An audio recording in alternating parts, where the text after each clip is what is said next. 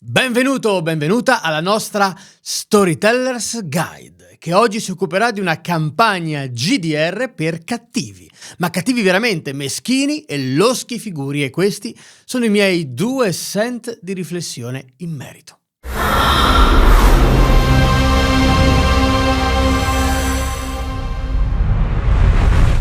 Molto spesso si parla o si desidera giocare a una campagna di personaggi cattivi. Dietro a questa richiesta spesso c'è una ricerca dell'occasione o della giustificazione di poter fare quello che voglio in una partita, motivandolo col fatto che il mio personaggio, è cattivo. Ma essere cattivi poi, di solito, comporta anche che cosa? L'uccidere impunemente chiunque ci capiti a tiro, fregare ogni persona che ci chiede aiuto dentro una missione, oppure fregare la stessa persona che ci ha appena dato la missione, o ancora cercare segretamente di rompere il gioco, mandando a monte i piani del master e di fatto giocando un bambino capriccioso e rognoso a cui nessuno può dire nulla, perché lo abbiamo detto, perché è cattivo. Ultimo elemento a cui può far venire in mente una campagna per personaggi cattivi, meschini e perfidi è quello di uccidere, derubare e vilipendere i nostri compagni di squadra o gli avventurieri dei nostri amici seduti al tavolo insieme con noi. Tutto questo però non ha nulla a che vedere davvero con una campagna o un'avventura per personaggi cattivi, e sia qualunque sia il sistema di gioco, da D&D a Richiamo di Cthulhu.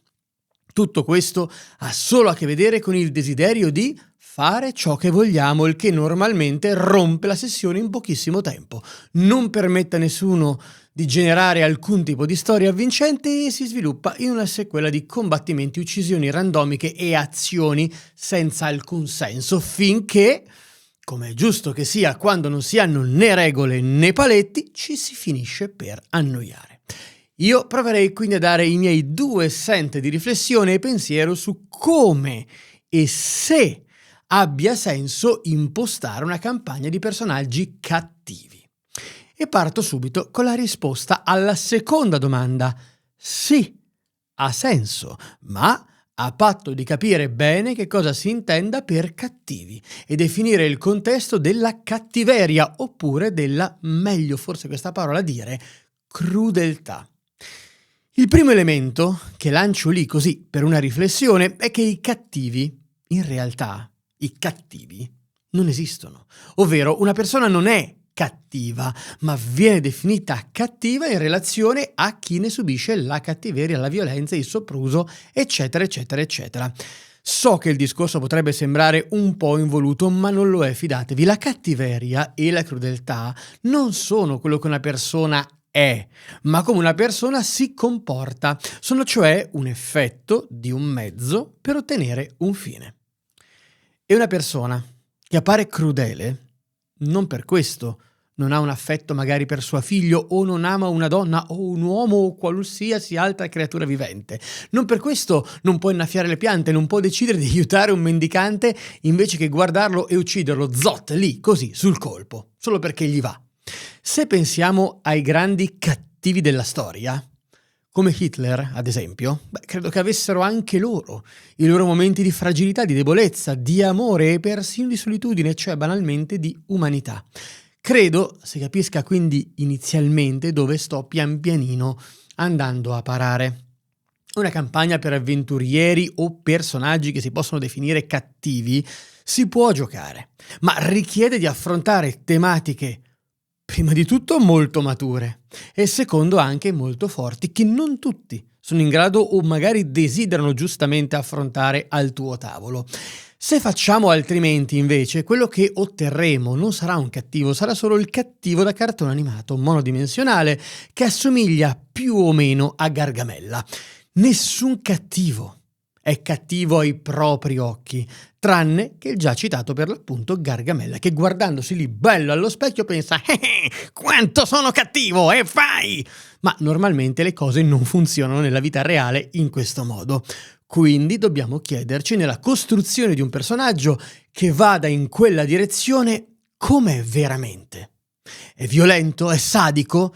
è egoista, è menefreghista, è disperato, è afflitto, si sente in colpa, si sente ignorato o forse addirittura si sente umiliato. Rispondere a queste domande lo porterà ad agire in quello che comunemente ascriviamo al comportamento di un cattivo. Come puoi capire, ovviamente, c'è uno spessore enorme nel giocare un personaggio meschino, crudele, cattivo come questo e probabilmente ci porta a essere anche molto più emotivi come persone reali, fisiche, che lo stanno giocando e umani, che giocare invece il solito eroe senza macchie, senza paura che uccide i goblin.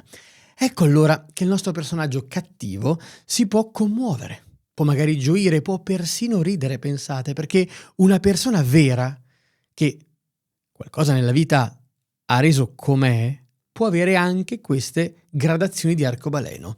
E se vogliamo renderlo credibile e anche terribile oltre ogni limite, dobbiamo focalizzarci proprio su quel momento, definirlo e dire chi eravamo prima e come eravamo prima che il mondo iniziassimo a vederlo in quel modo e soprattutto dopo a quel punto quell'evento e che cosa quell'evento ha cambiato nella nostra visione del mondo. Il comportamento che avremo quindi sarà solo la conseguenza di quel cambiamento di nuova prospettiva. La domanda allora non è se sei cattivo oppure se non sei cattivo, ma perché ti comporti così? Che cosa è accaduto nel tuo passato che ti ha portato a comportamenti di quel tipo e a comportarti in quel modo? E che cosa ti servirebbe anche per cambiare se mai un giorno giungesse la possibile tua redenzione? Ecco, proviamo a immaginare quindi una campagna fantasy o anche realistica come quella citavo prima appunto del richiamo di Cthulhu. Potremmo benissimo, per una volta, al posto che gli investigatori dell'occulto, giocare il ruolo dei cultisti. Ma se davvero lo vogliamo giocare, dovremmo anche essere disposti a giocare scene e narrare scene che siano veramente molto violente, a descrivere azioni aberranti del nostro personaggio e probabilmente in leale, reale contrapposizione con la nostra morale quotidiana. Si annoverano, ad esempio, tra queste scene incredibili da giocare l'omicidio, violenza su minori, atti sessuali depravati e quant'altro. Il manuale di Cthulhu o il libro delle fosche tenebre di Dungeons & Dragons ci riporta come comportamenti dei cultisti, dei negromanti e dei villain. Credo che anche solo a questa idea forse avrai pensato che non saresti così disposto a giocare una cosa del genere o che almeno metà del tuo gruppo forse probabilmente non lo sarebbe, ti direbbe guarda no grazie X-Card tutta la vita. Ecco perché considero le avventure con i malvagi protagonisti veramente affascinanti ma difficilmente giocabili, perché vanno a pescare nel torbido e nelle fratture dell'animo umano. E se non è questo quello che intendi con giocare una campagna di villain, di cattivi, di personaggi crudeli, probabilmente stai solo dicendo di voler andare in giro ad ammazzare gente a caso, senza un motivo e derubare praticamente chiunque per il solo fatto che puoi farlo e vuoi usare il personaggio per menare le mani praticamente con chi che sia. E un party malvagio invece. Se giochiamo tutti i personaggi malvagi, è possibile? È possibile sviluppare quest'ottica e quest'idea? Beh, ovviamente sì. Certo che dobbiamo mettere da parte quanto normalmente viene giocato come party malvagio al pari di quello che viene messo da parte quando giochiamo un personaggio malvagio e in questo caso sono anzi gruppi, forse cioè i gruppi di cattivi, mettiamola così, potenzialmente molto più uniti e solidali tra loro e anche più forti dei personaggi buoni, se così possiamo definire maneicamente buoni e cattivi. E se eliminiamo l'idea che essere malvagi sia essere Gargamella, allora è molto difficile che siano gli uni contro gli altri i personaggi di un party meschino, perché? E che vogliono anche farsi la pelle a vicenda o derubarsi perché avranno una causa comune. Pensiamo ad esempio ai nazisti, mica si uccidevano tra loro nei campi di concentramento, o i membri del Ku Klux Klan. Anzi, sono ancora più uniti di un party di eroi perché la sete di potere, l'odio razziale e tutto ciò che li unisce con la visione di mondo distorta che condividono, proprio perché tocca degli estremi, li infervora e in ciascuno degli altri membri del party ritrovo giocandolo lo specchio delle mie esatte concezioni e del mio modo di agire. Pensate anche qui, ad esempio, ai ragazzi di Arancia Meccanica. Ecco, loro sono un ottimo esempio di team malvagio, come lo sono i nazisti o i membri di una setta intransigente o i membri di un gruppo terroristico.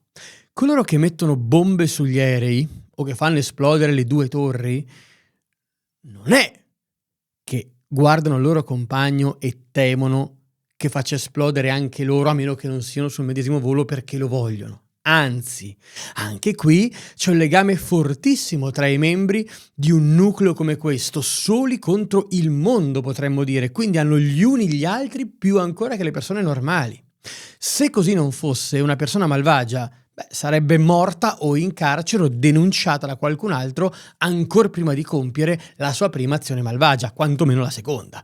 Quindi fateci sapere qui sotto nei commenti se avete giocato campagne con personaggi malvagi, com'è andata e che cosa ne pensate di questi 2 centesimi della nostra riflessione.